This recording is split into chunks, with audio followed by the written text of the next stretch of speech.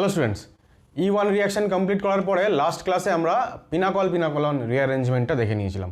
আমাদের আজকের টপিক হচ্ছে বাইমলিকুলার এলিমিনেশন রিয়াকশন অর্থাৎ E2 রিয়াকশন। তবে ভিডিও শুরু করার আগে আবারও তোমাদের কাছে রিকোয়েস্ট করবো, তোমরা যারা এখনও পর্যন্ত আমার চ্যানেলটাকে সাবস্ক্রাইব করোনি, প্লিজ চ্যানেলটা সাবস্ক্রাইব করো, বেল আইকন প্রেস করো যাতে করে নোটিফিকেশনস পেতে পারো, আর খুব মন দিয়ে পড়াশোনা করো এবং অবশ্যই ভিডিওগুলো দেখতে থাকো।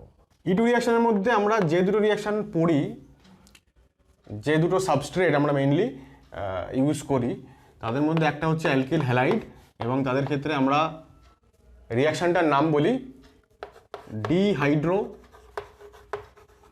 হ্যালোজেনেশন। ডিহাইড্রো হ্যালোজেনেশন মানে হচ্ছে ডিই শব্দটা যদি সামনে বসানো হয় তার মানে হচ্ছে কোনো কিছু এলিমিনেট করা, বাদ দিয়ে দেওয়া। তাহলে একটা হাইড্রোজেন আর একটা হ্যালোজেন দুটো মিলিয়ে এলিমিনেশন রিয়াকশনটা হয় আর কি, দুটো জিনিস এলিমিনেটেড হয়। আর একটা হচ্ছে আমরা ব্যবহার করি এরকম যে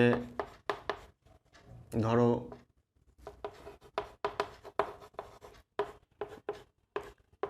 একটা ভিসিনাল ভিসিনাল ডাইহ্যালাইড, ইভেন জেম ডাইহ্যালাইডও ব্যবহার করা হয়। একটা হচ্ছে মোনো হ্যালাইড, একটা হচ্ছে ডাইহ্যালাইড। এই দুটো কম্পাউন্ডের আমরা E2 এলিমিনেশন রিয়াকশন করি। এক্ষেত্রে আমরা রিয়াকশনটার নাম দিই ডিহ্যালোজেনেশন, অর্থাৎ শুধুমাত্র এখানে হ্যালোজেন মলিকিউলই বাইরে বেরিয়ে যায়, দুখানা হ্যালোজেন মলিকিউল বাইরে বেরিয়ে যায়। এবার রিয়াকশন মেকানিজমটা সবার আগে বলি, তাহলে বুঝতে সুবিধা হবে। সবার আগে আমরা একটা হ্যালোজেনেশন মানে ডিহাইড্রো হ্যালোজেনেশনের একটা এক্সাম্পল বলছি। ফর এক্সাম্পল CH3CH, এখানে ধরো CH3, এখানে একটা হ্যালোজেন আছে, ঠিক আছে। এইবার এখানে আমরা একটা স্ট্রং বেস ব্যবহার করলাম, স্ট্রং বেস ব্যবহার করলে কি হবে, বিটা পজিশন থেকে একটা হাইড্রোজেন চলে যাবে এবং এই হ্যালোজেনটা বেরিয়ে যাবে। স্ট্রং বেসটা বিটা হাইড্রোজেনকে অ্যাবস্ট্রাক্ট করবে, তারপরে ফাইনালি আমরা প্রোডাক্ট পাবো হচ্ছে এরকম CH3CH ডাবল বন্ড CH2, অর্থাৎ অ্যালকিন হচ্ছে আমাদের এখানে প্রোডাক্ট।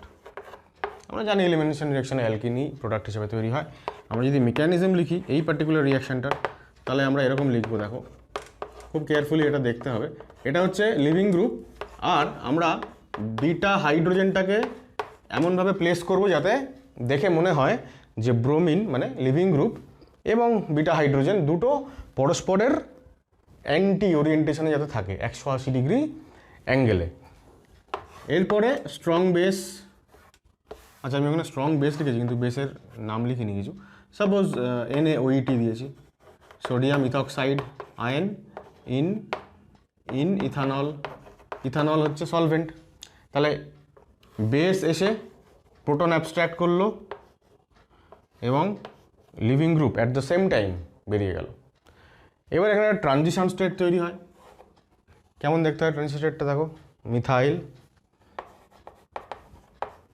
CH এই পার্টিকুলার বন্ডটা ব্রেক করছে, তাই তো, লিভিং গ্রুপ এবং কার্বনের বন্ড ব্রেক করছে, তাই ডটেড লাইন। এই CH2-র সঙ্গে এইখানে একটা বন্ড তৈরি হচ্ছে, তাই এটাও ডটেড লাইন। আর উপরে এই বন্ডটা ব্রেক করছে, ডটেড লাইন। এবং H-এর সঙ্গে OET-র বন্ড তৈরি হচ্ছে, তাহলে এখানেও একটা ডটেড লাইন দিয়ে ডট ডট ডট ডট দিয়ে OET। এই পুরোটা হচ্ছে আমাদের ট্রানজিশন স্টেট, সিম্বল দেখালাম। এবার এই ব্রোমিনটা এখানে ডেল্টা মাইনাস, আর OET মাইনাস চার্জ ছিল, ইলেকট্রন যেহেতু দিয়ে দিচ্ছে তাই পুরোপুরি মাইনাস চার্জ আর এখন থাকবে না, ডেল্টা মাইনাস চার্জ থাকবে। আচ্ছা এইবার এখানে জায়গা নিয়ে আমি উপরটা মুছে দিচ্ছি একটু, এখান থেকে প্রোডাক্টটাকে লিখছি। তাহলে প্রোডাক্ট কী হবে, CH3CH, এই বন্ড ব্রেক করে গেল, এই বন্ড তৈরি হয়ে গেল এইটা। এছাড়া সাইড প্রোডাক্ট হিসাবে এখানে ইথানল তৈরি হয়ে গেল, আর এদিকে Br মাইনাস তৈরি হয়ে গেল। Br মাইনাস আর Na প্লাস একসঙ্গে জুড়ে গিয়ে NaBr হিসেবে সলিউশনে থাকলো। তাহলে এই হচ্ছে ওভারঅল রিয়াকশান। এবার এই যে পার্টিকুলার TSটা আমরা পাচ্ছি, মোস্ট অফ দ্য টাইম এই TSটা অ্যালকিনের মতন দেখতে হয়, ঠিক আছে, অ্যালকিন লাইক, মানে লিভিং গ্রুপটা একটা খুব ভালো লিভিং গ্রুপ, তাই জন্য খুব তাড়াতাড়ি এই বন্ডটা ব্রেক হয়। আবার এটা যেহেতু অ্যাসিড বেস রিয়াকশান, এটাও খুব তাড়াতাড়ি হয়। সুতরাং এই দুটো ঘটনাই, মানে এই দুটো বন্ড ব্রেকিংই এবং তার পাশাপাশি এই মাঝখানের বন্ড ফর্মেশন এত তাড়াতাড়ি ঘটে যে টিএসটার মধ্যেই অ্যালকিনের ক্যারেক্টার ডেভেলপ করে। তাই জন্য আমরা বলি যে টিএসটা অ্যালকিন লাইক টিএস। এবার সেই কারণে টিএসের স্টেবিলিটিটা ডিফাইন্ড হয়, অ্যালকিনের স্টেবিলিটি আমরা যেভাবে ডিফাইন করি according to number of hyper conjugative hydrogen atom, সেইভাবে হয়। ফলে যত বেশি ক্রাউডেড হবে অ্যালকিনটা, মানে যত বেশি সাবস্টিটিউটেড হবে, তত সেই অ্যালকিনের করসপন্ডিং যে টিএস থেকে ওই অ্যালকিনটা তৈরি হচ্ছে, টিএসটাও তত বেশি স্টেবল হবে, কারণ টিএসটা অ্যালকিন লাইক। সেই কারণে মোর ক্রাউডেড যে অ্যালকিন সেটাই এখানে তো একটাই প্রোডাক্ট, যেখানে একাধিক প্রোডাক্ট তৈরি হওয়ার সম্ভাবনা থাকে, সেখানে মোর ক্রাউডেড অ্যালকিনটা মেজর প্রোডাক্ট হয়, অর্থাৎ সেটজেফ এলিমিনেশনটা মেজর প্রোডাক্ট, সেটজেফ প্রোডাক্টটা মেজর প্রোডাক্ট হয় আর কি। এরপর আমি একটা মেকানিজম দেখাচ্ছি কিসের না, ডিহ্যালোজিনেশন, যেটা আমি 2 নম্বর রিয়াকশন এখানে লিখেছিলাম। একই রকমের স্টিল একটা এক্সাম্পল দেখিয়ে রাখা ভালো। তো এখানে আমরা কি নিই বললাম একটু আগে, ডাইব্রোমাইড বা ডাই আয়োডাইড, যা নেবে তুমি। আমি যদি ডাইব্রোমাইড নিই সেক্ষেত্রে ব্রোমিন, দুখানা ব্রোমিন অ্যাটম এলিমিনেটেড হবে, তাহলে তাদেরকে পরস্পরের অ্যান্টি পজিশনে থাকতে হবে। তো একটা এক্সাম্পল যদি এরকম দেখাই, এখানে এই ডিহ্যালোজিনেশনে দুটো রিয়েজেন্ট ব্যবহার করা যায়, either Zn dust, zinc dust ব্যবহার করা হয়, অথবা অনেক সময় NaI অ্যাসিটোন ব্যবহার করা হয়।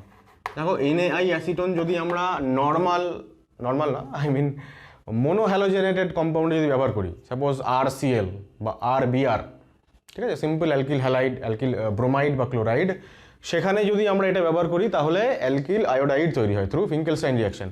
কিন্তু যদি ডাইব্রোমাইড থাকে বা ডাইক্লোরাইড থাকে সেক্ষেত্রে কিন্তু এলিমিনেশন রিয়াকশন হয়। I- ওখানে তখন এলিমিনেশনের কাজ করে, যে কাজটা এখানে এখন Zn করছে।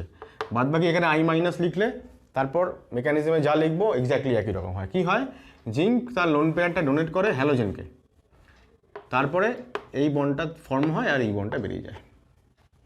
এখন Zn যদি ব্রোমিনকে লোন পেয়ার দান করে দেয় তাহলে Zn+ হয়ে যাবে। তো দেখো কি লিখছি আমি এখানে, আমি ডাইরেক্ট প্রোডাক্টটি লিখছি। এখানে Br বেরিয়ে গেল, মানে Br- হয়ে গেল, এখানে ডাবল বন্ড হয়ে গেল। আর এখানে কি তৈরি হবে, Zn Br, এই ব্রোমিনটা একটা ইলেকট্রন পেয়ার নিল, তার পরিবর্তে আরেকটা ইলেকট্রন পেয়ার ছেড়ে দিল, সুতরাং ওর কোনো চেঞ্জ হবে না, ওটা নিউট্রাল ছিল, নিউট্রালই থাকবে। সুতরাং Zn Br এর মাথায় প্লাস আর একটা ব্রোমাইড আয়ন এখান থেকে তৈরি হলো। এবার এই দুটো একসঙ্গে সিস্টেমে ZnBr2 হিসেবে এক্সিস্ট করবে, সাইড প্রোডাক্ট। দরকার নেই ওটার কথা জানার, আমাদের মেইন প্রোডাক্ট হচ্ছে এইটা। তাহলে এই হচ্ছে ডিহ্যালোজেনেশন, যেখানে ডিহ্যালোজেনেশনের মাধ্যমে অ্যালকিন তৈরি হলো। এইবার আমরা E2 রিয়াকশনের মেইন যে ফিচার্স সেইগুলো দেখবো। একটা কথা আমি বারবার বলছি, সেটা হচ্ছে যে দুটো লিভিং গ্রুপ যারা এলিমিনেটেড হচ্ছে তাদেরকে পরস্পরের অ্যান্টি পজিশনে থাকতে হয়। আমরা যদি নিউম্যান প্রজেকশন আঁকি তাহলে দেখা যাবে যে তাদের মধ্যেকার ডাইহেড্রাল অ্যাঙ্গেল 180 ডিগ্রি থাকতে হয়। এটা হচ্ছে E2 রিয়াকশনটা প্রসিড করার একটা মাস্ট কন্ডিশন। এটা যদি না হয়, অর্থাৎ যে দুটো গ্রুপ এলিমিনেটেড হচ্ছে তারা যদি পরস্পরের 180 ডিগ্রি অ্যাঙ্গেলে ডাইহেড্রাল অ্যাঙ্গেল মেনটেন না করে থাকে, তাহলে E2 এলিমিনেশন রিয়াকশনটাই হবে না। তো এইটা হচ্ছে একটা আমরা কি বলি, stereo electronic criteria of E2 reaction. আমাদের হেডিং হচ্ছে এবার ফিচার্স অফ E2 রিয়াকশন, মানে E2 রিয়াকশনের বৈশিষ্ট্য বা ক্যারেক্টারিস্টিক্স বলা যেতে পারে। প্রথম কথা হচ্ছে strong base favours E2 reaction. যে কোনো বাইমলিকুলার রিয়াকশন হলে রিজেন্টটাকে স্ট্রং হতে হয়। আমরা এর আগে দেখেছি যে SN2 রিয়াকশনে স্ট্রং নিউক্লিওফাইলগুলো SN2 দিচ্ছিল, আর যারা উইক নিউক্লিওফাইল তারা SN1 দিচ্ছিল। এই ক্ষেত্রেও যারা স্ট্রং বেস তারা E2 দেবে। কেন, একটু আগে আমরা রিয়াকশনটা মেকানিজমটা আমি লিখলাম যে সাপোজ এখানে বিটা হাইড্রোজেন ছিল আর এখানে লিভিং গ্রুপ ছিল। এবার বেস যদি স্ট্রং না হয়, যদি উইক হয়, তাহলে বেস যতক্ষণে একে অ্যাটাক করবে, হাইড্রোজেনটাকে নেবে বেস যতক্ষণে, তার আগে লিভিং গ্রুপ বেরিয়ে চলে যাবে যদি বেসটা উইক হয়। আর যদি লিভিং গ্রুপ চলে যায় তাহলে এখানে কার্বোক্যাটায়ন তৈরি হবে, আর কার্বোক্যাটায়ন তৈরি হয়ে গেলেই মেকানিজমটা পাল্টে হয়ে যাবে E1, E2 আর থাকবে না। তাই জন্য বেসটাকে স্ট্রং হতে হবে, যাতে করে লিভিং গ্রুপ বেরোনোর আগেই বেস এখানে অ্যাটাক করতে পারে এবং সাইমালটেনিয়াসলি যাতে লিভিং গ্রুপটা বাইরে বেরোয়।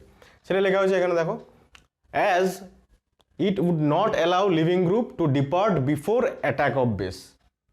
অর্থাৎ বেস যদি স্ট্রং হয় তাহলে ও লিভিং গ্রুপকে আগে বেরিয়ে যাওয়াটা অ্যালাউই করবে না, আগেই বেস অ্যাটাক করে দেবে ওই প্রোটনকে। আদারওয়াইজ বলছে যদি সেটা না হতো, মানে যদি আদারওয়াইজ মানে যদি বেসটা উইক হতো, তাহলে লিভিং গ্রুপ আগে বেরিয়ে যেত, কার্বোক্যাটায়ন তৈরি হতো, E1 হতো। Otherwise carbocation would have been formed to give E1 elimination. এবার হচ্ছে স্ট্রং বেস কারা কারা, generally R minus, N minus. N minus বলতে এখানে আমি বোঝাতে চেয়েছি NH2 হতে পারে, ঠিক আছে, NR2 মাইনাস হতে পারে, যে কোনো অ্যালকিল গ্রুপ থাকলো N এর সঙ্গে, স্ট্রং বেস। তারপরে OR মাইনাস, তারপরে OH মাইনাস। এখানে তারপরে হ্যালাইড মাইনাসগুলো থাকে, হ্যালাইডগুলো আরও উইক বেস হয় এবং হ্যালাইডগুলো জেনারেলি সাবস্টিটিউশন রিয়াকশান দেয়। ওরা এত ভালো বেসও হয় না যে ওরা এলিমিনেশন রিয়াকশান দিতে পারে, জেনারেলি হ্যালাইডসগুলো সাবস্টিটিউশন রিয়াকশান দেয়। এবার কমন রিয়েজেন্ট যাদেরকে আমরা E2 রিয়াকশানে ব্যবহার করি, এক তো হচ্ছে ডিহাইড্রোহ্যালোজেনেশন, সেখানে আমরা পটাশিয়াম হাইড্রোক্সাইড ব্যবহার করি।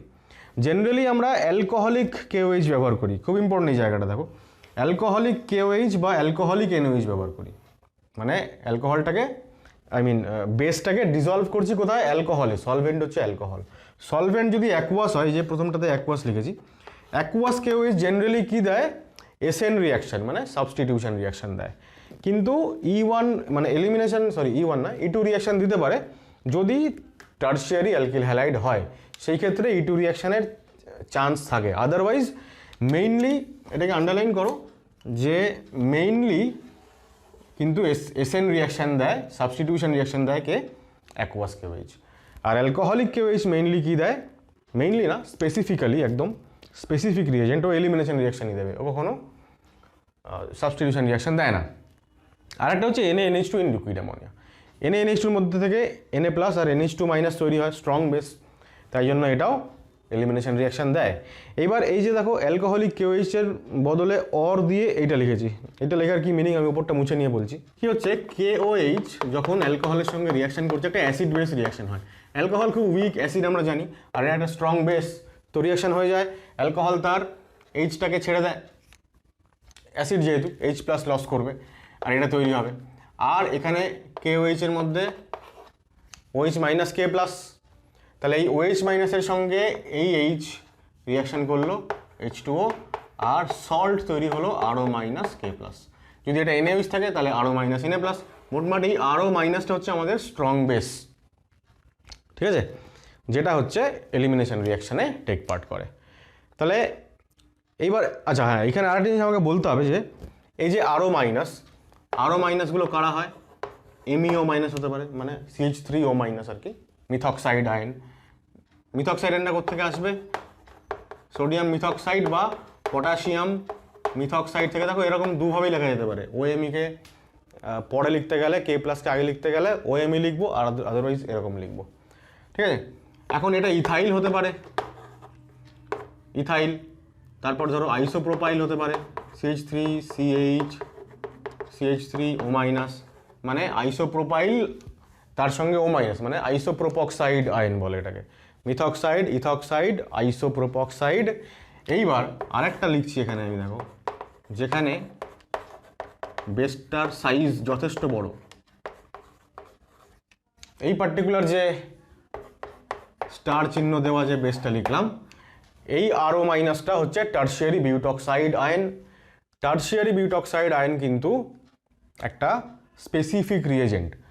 ও কি করে, আমরা একটু আগে বলছিলাম যে যেহেতু টিএসটা অ্যালকিন লাইক হয়ে যায়, তাই more crowded alkene will be the major product according to Saytzeff rule. কিন্তু যখনই আমরা টার্সিয়ারি বিউটক্সাইড ব্যবহার করি, স্পেশালি আমরা ব্যবহার করি ওটাকে এই জন্য যখন আমাদের সেটজেফ প্রোডাক্টের থেকে হফম্যান প্রোডাক্টটা মেজর প্রোডাক্ট হিসেবে তৈরি করতে হয় তখন। অর্থাৎ tertiary butoxide ion exclusively Hofmann elimination দেয় রাদার দেন সেটজেফ এলিমিনেশন। কেন এটা হয়, কারণ দেখো আমি একটা এক্সাম্পল দিই এখানে ছোটো, সেটা হচ্ছে ধরো আমি যে এক্সাম্পলটা শুরুতে দিয়েছিলাম সেটাই যদি আমি বলি, তাহলে CH, এবার এখানে একটা বিটা হাইড্রোজেন আর এখানে ধরো মিথাইল আছে। এইবার যখনই টার্সিয়ারি বিউটক্সাইডের মতন বড় একটা বেস অ্যাপ্রোচ করবে এখানে, তখন এই যে বিটা হাইড্রোজেনটা এই বিটা হাইড্রোজেনের এদিকে একটা মিথাইল গ্রুপ আছে, মিথাইল গ্রুপের একটা বড় সাইজ আছে, কিন্তু এই দিকের যে বিটা হাইড্রোজেনটা, এই ব্রোমিনের এ পাশের যে বিটা হাইড্রোজেনটা, সেটা যদি আমি স্পেসিফাই করি, তাহলে এখানে এই কার্বনের সঙ্গে আর কোনো মিথাইল গ্রুপ যুক্ত নেই, সুতরাং এটা লেস ক্রাউডেড। এখন এই বড় সাইজের যে বেসটা আছে সেটা এই পর্যন্ত আসতে গেলে এই গ্রুপের সঙ্গে তার একটা স্টেরিক ইন্টারাকশন, স্টেরিক হিন্ড্রেন্স হবে, ফলে বড় গ্রুপ সবসময় চাইবে যে লেস ক্রাউডেড সাইড থেকে একটা প্রোটন নিয়ে যদি চলে যেতে পারে সেটা ওর পক্ষে ইজিয়ার হবে, সুতরাং ও আসবে এই প্রোটনটাকে অ্যাকসেপ্ট করবে এবং তারপরে এইখানে ডাবল বন্ডটা তৈরি হবে এবং লিস্ট ক্রাউডেড বা লেস সাবস্টিটিউটেড অ্যালকিন অর্থাৎ হফম্যান অ্যালকিনটা মেজর প্রোডাক্ট হবে। তাহলে লিখলাম যে tertiary butoxide ion is a bulky base, feels steric hindrance to abstract proton from crowded center, so it prefers abstracting proton from less crowded carbon.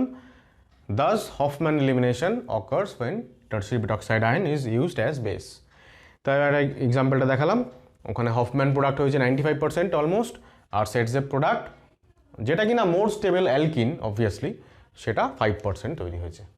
Features of ইটুর মধ্যে second point হচ্ছে stereo electronic requirement of E two reaction, যেটা আমি একটু আগেই বলছিলাম যে the groups to be eliminated, মানে ডিহাইড্রো হ্যালোজেনেশনের ক্ষেত্রে হাইড্রোজেন এবং হ্যালোজেন, বা ডি হ্যালোজেনেশনের ক্ষেত্রে দুটো halogen, must be anti periplanar. এই পার্টিকুলার টার্মটা ব্যবহার করা হয় উইচ ইজ ভেরি ইম্পর্টেন্ট।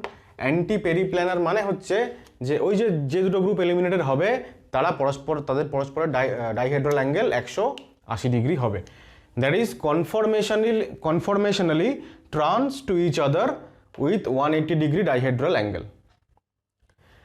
এবার আরও লেখা আছে বাট নট সিন পেরিপ্ল্যানার।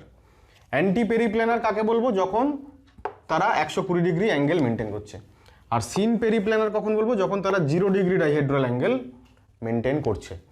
এবার যদি সিন পেরিপ্ল্যানার অবস্থানে থাকে লিভিং গ্রুপ এবং প্রোটন, যাকে হচ্ছে বেস অ্যাটাক করবে, তারা দুজন, তারা যদি ডাইহাইড্রাল অ্যাঙ্গেল 0 ডিগ্রি মেনটেন করে, অর্থাৎ তারা যদি পরস্পরের সিস পজিশনে থাকে, তাহলে E2 এলিমিনেশন হবে না। এই জন্য আমরা অনেক সময় এরকমও বলি যে E2 এলিমিনেশনটা হচ্ছে একটা অ্যান্টি এলিমিনেশন। তাহলে বুঝতেই পারছো যে অ্যান্টি এলিমিনেশন যদি হয় তাহলে সিন এলিমিনেশন বলেও কিছু সম্ভব, যেগুলো আমরা পরে আলোচনা করব। আপাতত এটুকু জানি যে E2 রিয়াকশন হচ্ছে অ্যান্টি এলিমিনেশন। এবার দেখো আমি একটা মডেল এখানে নিয়ে এসেছি। সাপোজ এই লালটা হচ্ছে বেস, লালটা হচ্ছে প্রোটন আর সবুজটা হচ্ছে লিভিং গ্রুপ। এরা দুজন পরস্পরের থেকে মানে বেরিয়ে যাবে আর তারপর এই দুটো কার্বনের মধ্যে ডাবল বন্ড আসবে। এবার দেখো এখন আমি যদি নিউম্যান প্রজেকশন বলি তোমাদেরকে, নিউম্যান প্রজেকশন মানে যেটাকে আমরা একদম সামনে থেকে দেখি, এখান থেকে যদি আমি দেখি তাহলে পেছনের কার্বনটা আমি দেখতে পাই না। সেক্ষেত্রে দেখো যদি এরকমভাবে থাকে আর কি স্ট্যাগার্ড কনফরমেশনে, তাহলে ওপরের দিকে লালটা রয়েছে আর নিচের দিকে সবুজটা রয়েছে, সুতরাং এদের পরস্পরের ডাইহাইড্রাল অ্যাঙ্গেল এখন 180 ডিগ্রি। এই পজিশন যদি থাকে তাহলে E2 এলিমিনেশন হবে। কিন্তু যদি এই পেছনের সিটা মানে পেছনের সবুজ যে অ্যাটমটা সেটাও যদি ওপরের দিকে চলে আসে, এখন এদের মধ্যেকার ডাইহাইড্রাল অ্যাঙ্গেল 0 ডিগ্রি, এই অবস্থায় E2 এলিমিনেশন হবে না। এটা হচ্ছে সিন পেরিপ্ল্যানার কনফরমেশন। তাহলে যখনই অ্যান্টি পেরিপ্ল্যানার কনফরমেশন হবে তখনই একমাত্র E2 রিয়াকশানটা পসিবল হবে। ঠিক আছে, এর একটা উদাহরণ মানে এক্সপেরিমেন্টাল প্রুফ হচ্ছে এরকম। দেখো যদি ওপেন চেন কম্পাউন্ড হয়, এবার আমি যদি ভাবি যে কম্পাউন্ডটা এরকম অবস্থায় আছে, ও তো রিয়াকশান করার জন্য কি করবে? বন্ডের রোটেশন করাবে, সঠিক পজিশনে আসবে, মানে রিকোয়ার্ড পজিশনে আসবে এবং অ্যান্টি এলিমিনেশন মানে E2 এলিমিনেশন হয়ে যাবে এক্ষেত্রে। কিন্তু যদি এরকম কোনো সিস্টেম হয় যেখানে এই সিন পেরিপ্ল্যানার ওরিয়েন্টেশন আছে অথচ এই বন্ড রোটেট করতে পারছে না, রোটেশন ইজ নট অ্যালাউড, তখন কি হবে? E2 এলিমিনেশন হবে না। তার একটা এক্সাম্পল দেখো, ধরা যাক এরকম একটা কম্পাউন্ড আছে, এই পার্টিকুলার কার্বনটায় সাপোজ ওয়েজে মিথাইল আছে আর ড্যাশে হাইড্রোজেন আছে, আর এখানে ওয়েজে ব্রোমিন আছে আর ড্যাশে মিথাইল আছে, ঠিক আছে। এখানে যদি আমি ইটিও মাইনাস দিয়ে দিই তাহলে ইটিও মাইনাস কী হয়, এই বেসটাকে অ্যাটাক করে, প্রোটনটাকে অ্যাটাক করে, এখানে বন্ড হয়ে এই লিভিং গ্রুপ বেরিয়ে যায় এবং ফাইনালি আমরা এরকম প্রোডাক্ট পাই, এখানে মিথাইল, এখানে মিথাইল। কিন্তু এটা হচ্ছে E2 এলিমিনেশন হয়ে গেল, ঠিক আছে। এখানে যে দুটো গ্রুপ বাইরে বেরোবে তারা পরস্পরের 180 ডিগ্রি অ্যাঙ্গেলে আছে। বুঝবো কি করে? ব্র্যাকেটে কি মেনশন করা ছিল, ট্রান্স টু ইচ আদার কনফরমেশনালি। এবার যদি কোনো একটা কার্বনে একটা গ্রুপ ওয়েজে আছে, পাশের কার্বনে আরেকটা গ্রুপ ড্যাশে আছে, তার মানে তারা পরস্পরের ট্রান্স পজিশনে আছে। আমরা যখন কি বলবো ওয়েজ ড্যাশ ফর্মুলা বলি বা যখন ফিশার প্রজেকশন থেকে আমরা ওয়েজ ড্যাশকে বোঝার চেষ্টা করি, তখন আমরা এটা দেখি যে সাপোজ এটা হচ্ছে এখন anti periplanar orientation according to Newman. এবার আমি যদি এটাকে ফিশার প্রজেকশন বলে ভাবি, তাহলে দেখো ফিশার প্রজেকশনে কি হয়, অন দ্য প্লেন কার্বনগুলোকে রাখি, যে বন্ডগুলো বাইরে বেরিয়ে এসছে টুয়ার্ডস দ্য ভিউয়ার সেটা হচ্ছে বন্ড অ্যাবভ দ্য প্লেন মানে ওয়েজ, আর যে বন্ডটা ভিউয়ার থেকে দূরে চলে গেছে অ্যাওয়ে ফ্রম দ্য ভিউয়ার মানে টুয়ার্ডস দ্য ব্ল্যাকবোর্ড সেটা হচ্ছে বন্ড বিলো দ্য প্লেন মানে ড্যাশ দিয়ে দেখানো হয়েছে। এবার দেখো পরিষ্কার এখানে বোঝা যাচ্ছে যে একটা যদি ওইদিকে থাকে আর একটা যদি তার অপোজিট ডাইরেকশনে থাকে, তাই না? তাহলে এইটা যদি অ্যাবভ দ্য প্লেন হয়, প্লেনের ওদিকটা যদি অ্যাবভ দ্য প্লেন হয়, ডেফিনেটলি এদিকটা বিলো দ্য প্লেন, তাহলে পরস্পরের ট্রান্স পজিশনেই এরা থাকলো। কিন্তু যদি এবার এইভাবে চলে যায় তখন এরা পরস্পরের সিস পজিশন হয়ে গেল। এই অবস্থায় সিন এলিমিনেশন সম্ভব, কিন্তু ট্রান্স এলিমিনেশন এই পজিশনে সম্ভব না। তা সেটাই হচ্ছে, যদি এখানে আমরা দেখি যে কোনো একটা কার্বনে, সাপোজ এই কার্বনের এদের সবার ওরিয়েন্টেশন একই থাকলো, কিন্তু এখানে সাপোজ আমার মিথাইলটা চলে আসলো এখানে আর ব্রোমিনটা চলে আসলো এখানে, এবার পরস্পরের এরা সিস ওরিয়েন্টেশন হয়ে গেছে, মানে এরা এইচ এবং বিআর হচ্ছে পরস্পরের সিস টু ইচ আদার। এই অবস্থায় যদি একই রিয়াকশান আমরা করাতে যাই তাহলে রিয়াকশান হবে না, ইনফ্যাক্ট কোনো প্রোডাক্ট পাওয়া যায় না। এবার এটা তো লক না, এই সিস্টেম তো লকড সিস্টেম, মানে এখানে তো ও আর বন্ডকে ঘোরাতে পারবে না, এই বন্ডের রোটেশন সম্ভব নয়।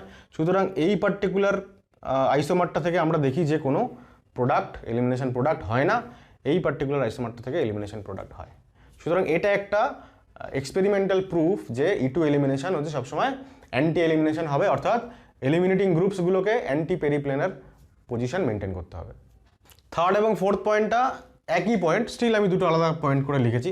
কি বলছে যে E2 রিয়াকশন ইজ রিজিও সিলেক্টিভ। আমরা এর আগে রিজিও সিলেক্টিভ বা স্টিরিও সিলেক্টিভ এই ধরনের টার্মগুলো জেনেছি, সম্ভবত আগেই E1 রিয়াকশনের ক্ষেত্রেই।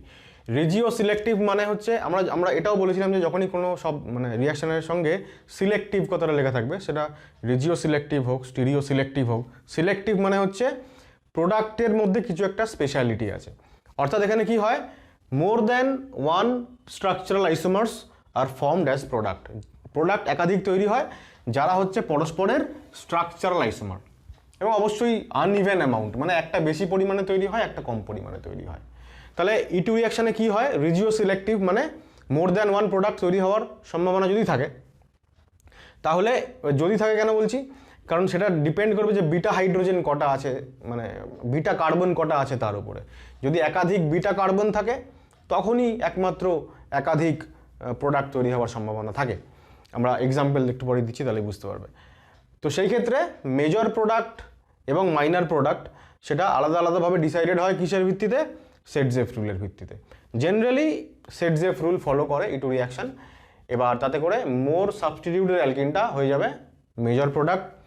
এবার কখন হয় সেটা চিনব কী করে, যখন বেসটা স্মল সাইজের বেস হবে, লিভিং গ্রুপটা স্মল হবে, নিউট্রাল হবে, বা লিভিং গ্রুপটার গুড লিভিং এবিলিটি থাকতে হবে, ঠিক আছে, living tendency small, neutral and having good living tendency. যার এক্সাম্পল বলছি, সাপোজ CH3 CH2 Br, ঠিক আছে।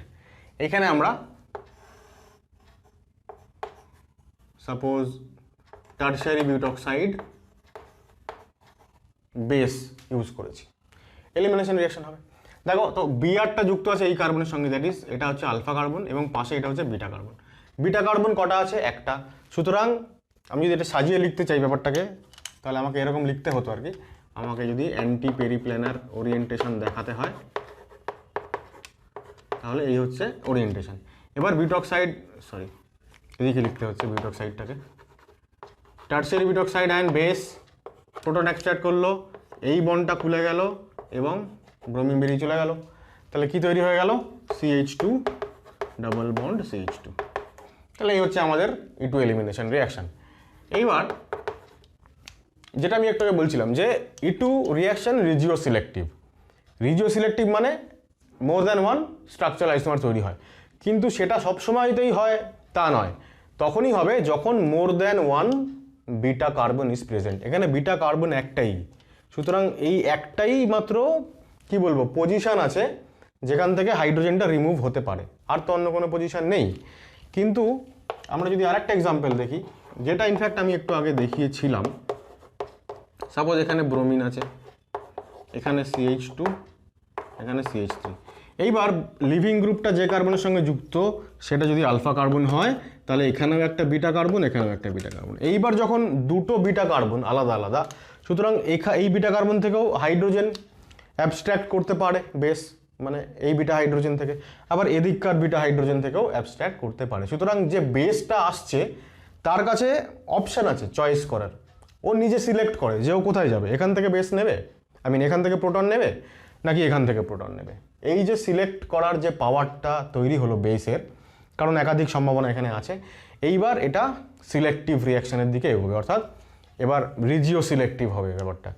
ঠিক আছে, আমি স্টিরিও সিলেক্টিভিটি নিয়ে এখনও আলোচনা করিনি, আমি খালি রিজিও সিলেক্টিভ বলছি। কখন রিজিও সিলেক্টিভ রিয়াকশন হবে? যখন মোর than one beta carbon is present. Beta carbon is present মানে আলাদা বিটা কার্বন থাকলেই সেখানে beta hydrogen, beta carbon present মানে সেখানে বিটা হাইড্রোজেন আবার নাও থাকতে পারে। যদি এই দুটো হাইড্রোজেনে যদি রিপ্লেস হয়ে যায় দুটো মিথাইল দিয়ে, তাহলে আবার হবে না। তাহলে খুব প্রিসাইসলি বলতে গেলে আমাকে এরকম বলতে হবে যে একটা রিয়াকশন রিজিও সিলেক্টিভ E2 হবে কি না। কী করে চিনবো? দুটো আলাদা বিটা কার্বন থাকতে হবে এবং সেই দুটো বিটা কার্বনেই হাইড্রোজেন থাকতে হবে। ঠিক আছে, তাহলে তার মানে মোর than one beta hydrogen from more than one beta carbons. তো কি হবে? এইবার দেখো দুটো অপশান হচ্ছে এখানে, একটা এটা আর একটা এটা, দুটো রিয়াকশান হচ্ছে। আমি একবার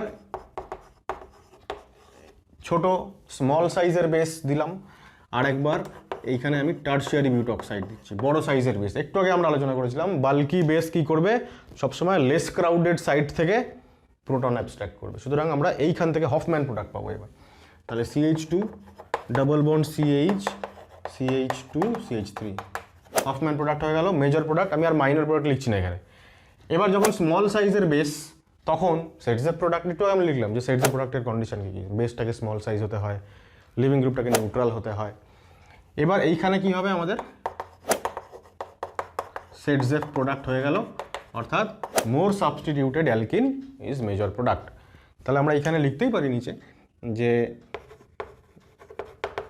সেটসেফ ব্র্যাকেটে মোর সাবস্টিটিউটেড, এটা হচ্ছে হফম্যান প্রোডাক্ট, ব্র্যাকেটে হচ্ছে লেস সাবস্টিটিউটেড প্রোডাক্ট। ঠিক আছে, তো এটাই মেজর প্রোডাক্ট। পাশাপাশি মাইনর প্রোডাক্ট হিসেবে অন্যগুলো তৈরি হবে। টারশিয়ারি বিটক্সাইডের ক্ষেত্রে এই সেটসের প্রোডাক্টটা তৈরি হবে মাইনর, আবার এর ক্ষেত্রেও হফম্যান প্রোডাক্ট তৈরি হবে মাইনর। মানে এটা এখানে যদি 80% মতো তৈরি হয়, তাহলে পাশাপাশি 20% মতো হফম্যান প্রোডাক্ট তৈরি হবে, কিন্তু সেটা মাইনর, তাই ওটাকে লিখলাম না। এক্ষেত্রেও তাই উল্টোটা, এখানে যদি 90% মতো দেখা যায় যে হফম্যান প্রোডাক্ট হচ্ছে, তাহলে বাকি 10% সেটসের প্রোডাক্ট হচ্ছে, কিন্তু সেটা আমরা মাইনর বলে ওটাকে আলোচনায় আনছি না। তাহলে দেখো মোট কথা হচ্ছে যে রিজিও সিলেক্টিভিটি একটা পার্টিকুলার E2 রিয়াকশন, সেটা রিজিও সিলেক্টিভ কখন হবে? যখন মোর than one beta carbon present এবং প্রত্যেকটা বিটা কার্বনই হাইড্রোজেন অ্যাটম প্রেজেন্ট, তখনই একমাত্র রিজিও সিলেকশনের মানে কোন রিজিয়ন থেকে বেসটা যাবে এবং ফলে প্রোডাক্ট কী হবে সেই সম্ভাবনাটা তখনই তৈরি হবে। এখানে আরও একটা জিনিস বলা যেতে পারে, আরও একটা এক্সাম্পল দিই বরং, তাহলে সুবিধা হবে। 3 নম্বর একটা এক্সাম্পল দিই।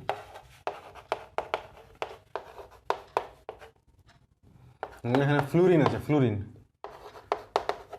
ফ্লুরিন যদি থাকে সেম ইটিও মাইনাস দিলাম,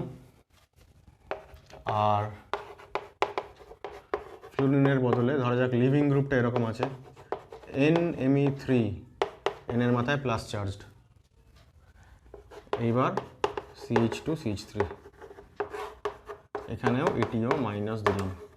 দেখো সেটজেফ এলিমিনেশন একটু আগে বললাম যে সেটজেফ রুল ফলো করে, সেখানে মোর সাবস্টিটিউটেড অ্যালকিন মেজর প্রোডাক্ট হয় কখন, এক তো বেসটাকে ছোট হতে হবে, বেস যখনই বাল্কি হয়ে গেল তখনই হফম্যান হয়ে গেল। আর লিভিং গ্রুপের কি বললাম, লিভিং গ্রুপটাকে নিউট্রাল হতে হবে, এখানে লিভিং গ্রুপ নিউট্রাল, কিন্তু লিভিং গ্রুপকে নিউট্রাল হওয়ার পাশাপাশি লিভিং গ্রুপকে গুড লিভিং গ্রুপ হতে হবে।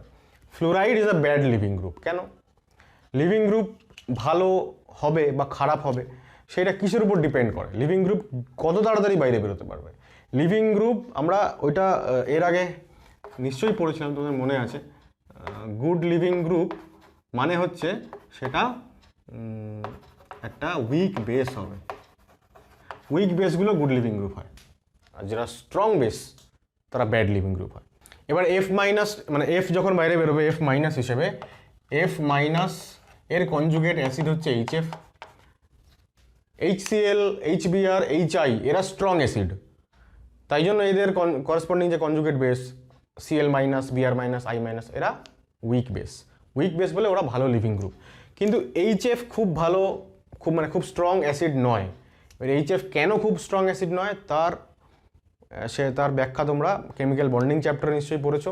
হাইড্রোজেন বন্ড যেখানে হয় HF হাইড্রোজেন বন্ড তৈরি করে, তার ফলে ওখান থেকে H+ বেরোনো একটু ডিফিকাল্ট অন্যান্য হ্যালোজেন হাইড্রোসিডগুলোর তুলনায়। তাহলে যেহেতু এটা কম্প্যারেটিভলি একটু উইক অ্যাসিড, তাহলে এর করেসপন্ডিং কনজুগেট বেস এটা স্ট্রং বেস। স্ট্রং বেস যেহেতু সুতরাং খুব ভালো লিভিং গ্রুপ নয়, এটা পুয়ার লিভিং গ্রুপ F। ঠিক আছে, একই রকমভাবে NMe3 যখন বাইরে বেরোবে, এই বন্ড ব্রেক করে যখন বাইরে বেরোবে, তখন NMe3 বা Me3N হিসেবে বেরোবে। আমরা জানি Me3N এর নাইট্রোজেন লোন পেয়ার আছে, এ অ্যাকচুয়ালি একটা লুইস বেস হিসেবে কাজ করে। ঠিক আছে, বেস খুব স্ট্রং বেস, তাহলে এটাও স্ট্রং বেস হয়ে গেল, সুতরাং এটাও পুয়ার লিভিং গ্রুপ হয়ে গেল। তাহলে সেটজেফের সময় আমরা লিখেছিলাম যে লিভিং গ্রুপকে নিউট্রাল হতে হবে, গুড লিভিং গ্রুপ হতে হবে, ছোট সাইজের হতে হবে। এটা ছোট size, still poor leaving group. এটা এক তো বিশাল বড় সাইজ, 2 নম্বর হচ্ছে পজিটিভলি চার্জড, 3 নম্বর হচ্ছে পুয়ার লিভিং গ্রুপ। তিনটেই কন্ডিশন এখানে মজুদ, যে তিনটে সেটজেফ এলিমিনেশনকে সাপোর্ট করে না, সুতরাং এখানে হফম্যান এলিমিনেশন হবে এবং এখানেও হফম্যান এলিমিনেশন হবে। এইবার আর স্মল সাইজের বেস দিয়েছি তাও সেটজেফ হচ্ছে না, হফম্যানই হবে। সুতরাং প্রোডাক্ট কি হবে, double bond CH, CH2, CH3, এখানেও তাই same product CH2 double bond CH, CH2, CH3। এখন এখানে একটা প্রশ্ন ওঠে যে পুয়ার লিভিং গ্রুপ হলে হফম্যান প্রোডাক্ট মেজর প্রোডাক্ট হচ্ছে কেন। এর কারণটা ব্যাখ্যা করার জন্য যেটা আমাকে এক্সাম্পল নিতে হবে, ধরো এখানে ধরো একটা গুড লিভিং গ্রুপ আছে। গুড লিভিং গ্রুপের ক্ষেত্রে যদি আমরা স্মল বেস ইউজ করি তাহলে আমরা সেটজেফ এলিমিনেশন পাচ্ছি। এটা কেন হচ্ছে, কারণ আমি একটু আগে বলছিলাম যে এই যে বিটা হাইড্রোজেন প্রথম কথা বেসটা স্ট্রং, ফলে অ্যাসিড বেস রিয়াকশন খুব তাড়াতাড়ি হবে। Living group, good living group তাড়াতাড়ি এই বন্ডটাও খুলে যাবে। সুতরাং এই দুটো বন্ডের ব্রেকিং এবং এই মাঝখানটায় পাই বন্ডের ফর্মেশন এত তাড়াতাড়ি হবে যে ট্রানজিশন স্টেটেই অ্যালকিনের ক্যারেক্টার চলে আসবে। আমরা বলি যে যখন গুড লিভিং গ্রুপ থাকে তখন transition state is alkyne like. এবার একটা জিনিস সবার আগে আমাদেরকে বুঝে রাখতে হবে যে যখনই কোনো একটা প্রোডাক্ট তৈরি হচ্ছে সেটা স্টেবল হবে কি না ডিপেন্ড করছে কার উপরে, যে ট্রানজিশন স্টেটের থ্রু দিয়ে প্রোডাক্ট যাচ্ছে সেই ট্রানজিশন স্টেটের স্টেবিলিটির উপরে। ঠিক আছে, আমরা এখানে লিখতেই পারি যে stability of TS decides the stability of product। ঠিক আছে, ট্রানজিশন স্টেট যত বেশি স্টেবল হবে প্রোডাক্ট তত স্টেবল হবে। এবার ট্রানজিশন স্টেটটা TSটা কেমন দেখতে, অ্যালকিন লাইক যদি হয় তাহলে ট্রানজিশন স্টেটের স্টেবিলিটি কিসের উপরে ডিপেন্ড করবে, বা কিভাবে আমরা ট্রানজিশন স্টেটের স্টেবিলিটি ডিসাইড করব। ট্রানজিশন স্টেটটা যদি অ্যালকিনের মতন দেখতে হয় তাহলে অ্যালকিনের স্টেবিলিটি যেভাবে ডিসাইড করি টিএসের স্টেবিলিটি সেইভাবেই ডিসাইড করব। এবার অ্যালকিনের স্টেবিলিটি আমরা কিভাবে ডিসাইড করি, অ্যালকিনে যত বেশি নাম্বার অফ আলফা হাইড্রোজেন থাকবে, তার মানে আলফা কার্বন থাকতে হবে। এইবার এখান থেকে যে দুটো প্রোডাক্ট, যে সেটজেপ প্রোডাক্টটা তৈরি হচ্ছে সেটা হচ্ছে দেখো এরকম। তো এইটা হচ্ছে সেটজেপ প্রোডাক্ট, যেখানে এই দুজনের মাঝখানে ডাবল বন্ড তৈরি হবে, এই বিটা হাইড্রোজেন যাবে এবং এটা যাবে। সো এটাই হচ্ছে এটা সেটজেপ। যদি হফম্যান হতো তাহলে এইখান থেকে হাইড্রোজেন যেত, সেক্ষেত্রে সি ডাবল বন্ড সি, মানে এই দুটো কার্বনের মধ্যে সি ডাবল বন্ড সিটা হতো এখানে, এবং এখান থেকে যদি একটা এইচ চলে যায় তাহলে পড়ে থাকবে দুটো হাইড্রোজেন, আর এই কার্বনে একটা এইচ আছে আর একটা ইথাইল গ্রুপ থাকতো। আমরা দেখতেই পাচ্ছি যে এটা মোর সাবস্টিটিউটেড কারণ দুখানা অ্যালকিল গ্রুপ আছে, আর এটা লেস সাবস্টিটিউটেড কারণ একটা মাত্র অ্যালকিল গ্রুপ আছে, বাকি তিনটা হাইড্রোজেন। তাহলে যেহেতু এটা হচ্ছে লেস সাবস্টিটিউটেড, সুতরাং এটা হচ্ছে হফম্যান প্রোডাক্ট। আর এটা হচ্ছে মোর সাবস্টিটিউটেড, এটা হচ্ছে সেটজেপ প্রোডাক্ট। ঠিক আছে, এটা পরিষ্কার যে এখানে এই অ্যালকিন সিস্টেমের সাপেক্ষে এইটা একটা আলফা কার্বন, এইটা একটা আলফা কার্বন, সুতরাং 6টা আলফা হাইড্রোজেন আছে, 6টা হাইপার কনজুগেটিভ হাইড্রোজেন অ্যাটম এখানে আছে। কিন্তু এখানে মাত্র এই একটাই আলফা কার্বন আছে, এই সিস্টেমের রেসপেক্টে একটাই আলফা কার্বন, সুতরাং এখানে দুখানা মাত্র আলফা হাইড্রোজেন আছে। তাহলে number of alpha hydrogen decide করবে অ্যালকিনের স্টেবিলিটি। ঠিক আছে, তাহলে যে টিএসটাকে এইরকম দেখতে হবে সেই টিএস থেকে এই অ্যালকিন তৈরি হবে, যেটা হবে মেজর প্রোডাক্ট। আর যে টিএসটাকে এটার মতন দেখতে হবে, মানে টিএসটা কীরকম দেখতে হবে সেটা আবার বুঝতে না পারলে আমি আরেকবার এখানে বলে দিচ্ছি। আমি এর আগে আরেকবার দেখিয়েছি, স্টিল আমি আরেকবার বলে দিচ্ছি। দেখো মিথাইল, এই যে সিএইচের সঙ্গে ব্রোমিনের বন্ড ভাঙছে, এই বন্ড তৈরি হচ্ছে। আচ্ছা, এইখানে এইচের বন্ড ভাঙছে, আর এখানে ওইটি বন্ড তৈরি হচ্ছে। তাহলে এইটা হয়ে গেল একটা টিএস যেখান থেকে সেটজেপ প্রোডাক্ট আসছে। ঠিক আছে, যদি এইটাকে আমরা অ্যালকিনের মতন বলে ধরে নিই এই পার্টটাকে, তাহলে এই একটা আলফা কার্বন, এই একটা আলফা কার্বন, মানে 6টা আলফা হাইড্রোজেন। আর হফম্যান প্রোডাক্টটা যে পার্টিকুলার টিএস দিয়ে আসে সেই টিএসটা কীরকম, এখানটায় ওইটির সঙ্গে বন্ড হবে যে হাইড্রোজেনের, সেটা এই প্রান্তীয় কার্বনের সঙ্গে। ঠিক আছে, তাহলে এখানে CH2, তারপরে এই বন্ডটা তৈরি হচ্ছে, তারপরে এখানে একটা ব্রোমিনের বন্ডটা ভাঙছে, আর এখানে CH2CH3 যেমন ছিল থেকে যাচ্ছে। ঠিক আছে, তাহলে এবার এই যে অ্যালকিনের মতন যে স্ট্রাকচারটা, তার রেসপেক্টে আলফা কার্বন একটাই, অর্থাৎ দুটো আলফা হাইড্রোজেন, সুতরাং এই টিএসের থেকে এই উপরের টিএসটা অনেক বেশি স্টেবল, সেই জন্য এইখান থেকে তৈরি হওয়া এই বাঁদিকের প্রোডাক্টটাও হচ্ছে মেজর প্রোডাক্ট।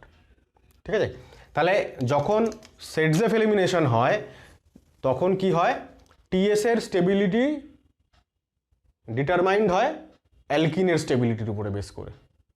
কিন্তু যখন হফম্যান এলিমিনেশন হয়, এখানে তো হফম্যান মাইনর, আমি এটা মুছে নিচ্ছি আগে।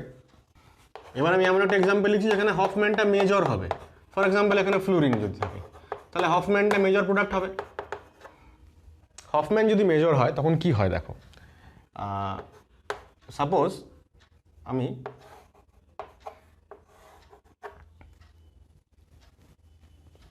আচ্ছা এরকমভাবেই করি, আমি টিএসের মতন একটা জিনিস আমি লিখব।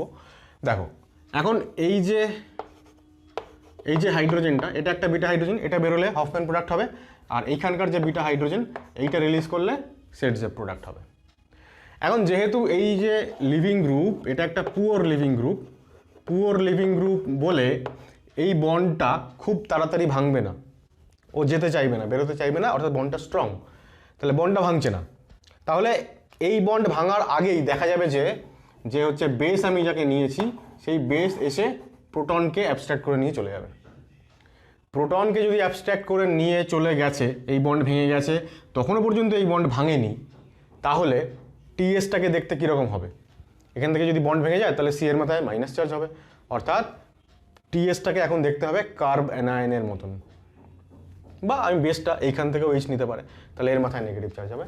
টিএসটাকে দেখতে হবে কার্ব অ্যানায়নের মতন। কেন? কারণ সিএইচ বন্ড ভেঙে গেছে অলরেডি, তখনও পর্যন্ত লিভিং গ্রুপ বেরোতে পারেনি, ডিউ টু ওর লিভিং এবিলিটি খুব ভালো নয়, তাই জন্য।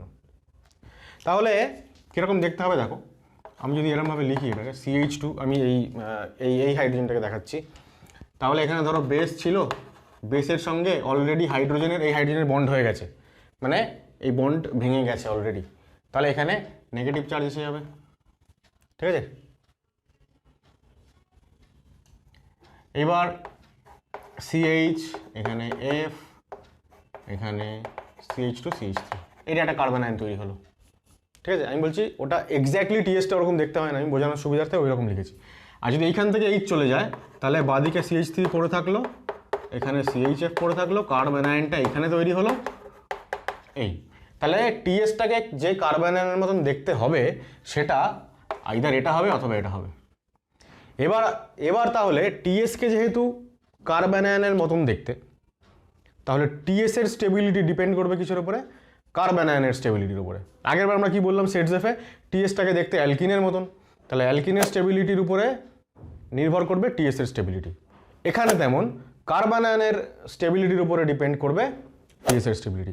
তাহলে এবার এই দুটো কার্বন আয়নের মধ্যে কোন ক্ষেত্রে স্টেবিলিটি বেশি?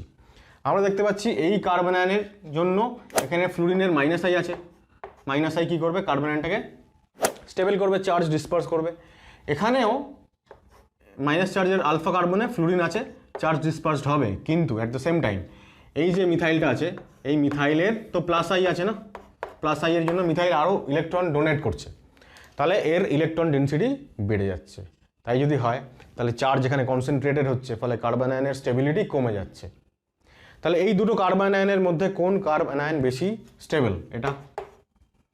তাহলে বেশি স্টেবল কার্বন আয়ন মানে ওই কার্বন আয়নটার মতন দেখতে যে টিএসটা, সেই টিএসটা বেশি স্টেবল, আর টিএস বেশি স্টেবল মানে সেখান থেকে তৈরি হওয়া প্রোডাক্টও বেশি স্টেবল। তাহলে এইবার এইখান থেকে প্রোডাক্ট কী তৈরি হবে? এখান থেকে মানে এখান থেকে এই চলে গেছে, নেক্সট লিভিং গ্রুপ বেরিয়ে যাবে। পুয়ার লিভিং গ্রুপ সহজে বেরোতে চাইছে না, কিন্তু বেরোবে একটা সময় পরে। তো এটাও যদি বেরিয়ে চলে যায় তাহলে ফাইনালি এখান থেকে প্রোডাক্ট কী পাবো? CH2 double bond CH, single bond CH2 CH3, মানে হফম্যান প্রোডাক্ট এইবার মেজর প্রোডাক্ট হয়ে গেল। আর এখান থেকে F বেরিয়ে গেলে প্রোডাক্ট কী পাবো? CH3 CH, এখানে ডাবল বন্ড হয়ে গেল, মানে এই নেগেটিভ চার্জটা এখানে আসবে, এটা বেরিয়ে যাবে আর কি। এখানেও তাই, নেগেটিভ চার্জ এলো, বেরিয়ে গেল এটা। এবার এরকম না যে আমি একটা জিনিস খুব ভালো করে এখানে বুঝবে তোমরা, যে কার্ব অ্যানায়ন কিন্তু তৈরি হয় না মাঝখানে, মানে এইচ এসে আগে নিয়ে চলে গেল ওকে, কার্বন আয়ন তৈরি হয়ে গেল, তারপর সেকেন্ড স্টেপে গিয়ে লিভিং গ্রুপ বেরোচ্ছে তা কিন্তু না, একটাই স্টেপে পুরো ঘটনাটাই ঘটছে, কিন্তু ফ্র্যাকশন অফ টাইমের আগে পরে ব্যাপারটা ঘটছে, যে লিভিং গ্রুপ বেরোনোর ঠিক আগের মুহূর্তে হয়তো এইচটা বেরিয়ে চলে গেছে, তাই জন্য টিএসটাকে কার্বন আয়নের মতন দেখতে। স্টিল পুরো প্রসেসটা কিন্তু সিঙ্গেল স্টেপ, একটাই স্টেপে ঘটছে, দুটো স্টেপ কিন্তু ঘটছে না। আমি বলছি এই কার্বন আয়নের আলাদা কোনো অস্তিত্ব নেই, কিন্তু আমি জাস্ট বোঝানোর জন্য দুটো কার্বন আয়নকে কম্পেয়ার করলাম এখানে। তাহলে এটুকু কপি করে নাও, সেটজেফ ভার্সেস হফম্যান এলিমিনেশন। বলছে ইন কেস অফ সেটজেফ এলিমিনেশন, মানে যেখানে লিভিং গ্রুপ ভালো থাকে বা স্মল বেস ইউজ করা হয়, টিএস ইজ অ্যালকিনের মতন। So stability of TS is more if it is more crowded, মানে more substituted, thus more substituted alkene becomes major product. আর হফম্যানে কি হয়? TS is carbanion like, তাহলে stability of carbon ion decide stability of TS. আচ্ছা, এর corresponding একটা sentence এইখানে আমি মিস করে গেছি। এখানে যেমন লিখছি stability of carbon ion decide stability of TS, এখানে লিখবো, মানে এই জায়গাটাতে লিখবো, তোমরা একটু অ্যাড করে নিও এখানটাতে, যে স্টেবিলিটি অফ অ্যালকিন, এখানে যেমন কার্বন আয়ন তেমনি ওখানে stability of alkene decides stability of TS. যাই হোক, তাহলে more crowded TS becomes less stable as carbanion like TS encounters groups with plus I effect. বেশি সাবস্টিটিউটেড সেন্টারে যদি প্রোটন যদি অ্যাবস্ট্রাক্টেড হয় তাহলে তার পাশের মিথাইল বা ইথাইল বা যাই হোক প্লাস আই গ্রুপসগুলো কী করবে, ওই কার্বনের স্টেবিলিটি কমাবে। কিন্তু লেস ক্রাউডেড সেন্টারের দিকে কোনো ওরকম প্লাস আই গ্রুপ থাকবে না, তাই সেখানে স্টেবিলিটি কমানোর কেউ নেই। দাস লেস সাবস্টিটিউট বা less crowded TS becomes more stable and less substituted alkene becomes major product. আমরা সেটজেফ বা হফম্যান এলিমিনেশনটাকে আরও একভাবে এক্সপ্লেন করতে পারি। যদি খুব বড় সাইজের কোনো লিভিং গ্রুপ থাকে সেই ক্ষেত্রে আমরা কি করি, আমরা জেনারেলি এলিমিনেশন বিক্রিয়াগুলোর যে মেকানিজম সেটা নিউম্যান প্রজেকশন ফর্মুলাতে দেখাতে স্বাচ্ছন্দ্য বোধ করি, কারণ সেখানে অনেক বেশি ভালো করে প্রোডাক্টটাকে বোঝা যায় কী তৈরি হতে চলেছে। এবার E2 এলিমিনেশন হচ্ছে একটা অ্যান্টি এলিমিনেশন। অ্যান্টি এলিমিনেশনের ক্ষেত্রে অ্যান্টি এলিমিনেশন কারণ অ্যান্টি পেরিপ্লেনার যেহেতু কন্ডিশন থাকা দরকার, এক্ষেত্রে আমরা স্ট্যাগার্ড নিউম্যান ব্যবহার করব, কারণ স্ট্যাগার্ড কনফরমেশনগুলোর মধ্যেই অ্যান্টি কনফরমেশনটা এক্সিস্ট করে। এর পরবর্তী কোনো ভিডিওতে আমরা যখন সিন এলিমিনেশন পড়বো তখন দেখবো যে সিন এলিমিনেশনের মেকানিজম ব্যাখ্যা করার জন্য আমাদেরকে ফুলি এক্লিপসড কনফরমেশন ব্যবহার করতে হচ্ছে। তো যাই হোক, আমি যদি এবার এটার ধরা যাক এই যে পার্টিকুলার হাইড্রোজেনটা আছে এইটা এলিমিনেটেড হবে, তাহলে এই 2 নম্বর আর 3 নম্বর কার্বন এই দুটোকে আমি নিউম্যান প্রজেকশনের দুটো কার্বন ভাববো। নিউম্যান প্রজেকশনে আমরা কি করি যে এই ডটটা হচ্ছে ফ্রন্ট কার্বন, তাহলে এই ফ্রন্ট কার্বনটা যদি আমাদের এই 2 নম্বর কার্বন হয় তাহলে 2 নম্বর কার্বনের একদিকে আছে NMe3+, একদিকে আছে হাইড্রোজেন আর একদিকে আছে মিথাইল, আর এই 3 নম্বর কার্বনে একদিকে আছে হাইড্রোজেন, একদিকে আছে হাইড্রোজেন আর একদিকে আছে মিথাইল। এখন NMe3-র অ্যান্টি পজিশনে আমাকে কোনো একটা হাইড্রোজেনকে রাখতে হবে যেহেতু অ্যান্টি এলিমিনেশন হবে। তাহলে এখানে যদি বেস অ্যাটাক করে তাহলে এই হাইড্রোজেনটাতে অ্যাটাক করবে, এই বন্ডটা খুলবে আর এইটা বাইরে বেরিয়ে যাবে। তো এই হচ্ছে এলিমিনেশন রিয়াকশন। এইবার এটা হয়ে গেল কখন, যখন আমি 3 নম্বর কার্বন থেকে হাইড্রোজেনকে অপসারিত করছি, অর্থাৎ যখন আমি সেটজেফ প্রোডাক্ট বানাতে চাইছি। আবার যদি আমি হফম্যান প্রোডাক্ট বানাতে চাই তাহলে এখান থেকে আমাকে হাইড্রোজেন এলিমিনেট করতে হবে। তাহলে তখন 1 নম্বর আর 2 নম্বরকে তখন আমি নিউম্যানের দুটো কার্বন ভাববো আর কি।